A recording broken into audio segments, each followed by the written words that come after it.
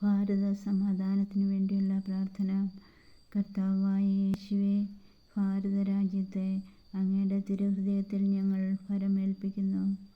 കലാപം, വർഗീയത, മതവിദ്വേഷം, അക്രമം, അസഹിഷ്ണുത, തീവ്രവാദം ആദിയായവയാൽ ഭാരതത്തിൻ്റെ സമാധാനത്തെ നശിപ്പിക്കുന്ന എല്ലാ പ്രവണതകളെയും ഭാരതറാണിയും ഞങ്ങളുടെ അമ്മയും അങ്ങേ മാതാവുമായ പരിശുദ്ധ കന്യാമറിയത്തിൻ്റെ വിമലഹൃദയം വഴിയായി ഞങ്ങൾ അങ്ങേക്ക് സമർപ്പിക്കുന്നു.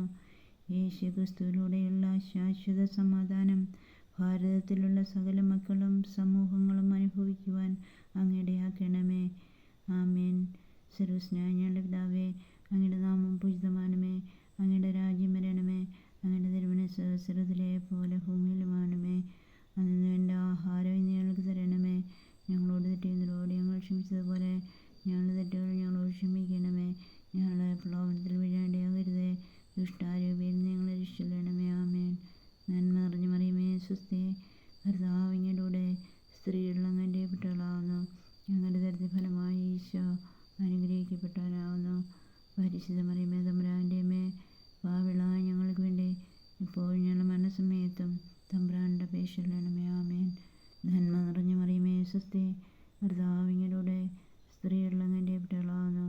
അങ്ങയുടെ ഉദരത്തിൻ ഫലമായി ഈശോ അനുഗ്രഹിക്കപ്പെട്ടവനാകുന്നു.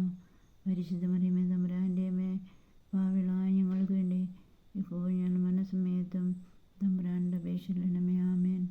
നന്മ നിറഞ്ഞ മറിയമേ, സ്വസ്തി, കർത്താവ് അങ്ങയുടെ കൂടെ സ്ത്രീകളിൽ അങ്ങ് അനുഗ്രഹിക്കപ്പെട്ടവളാകുന്നു.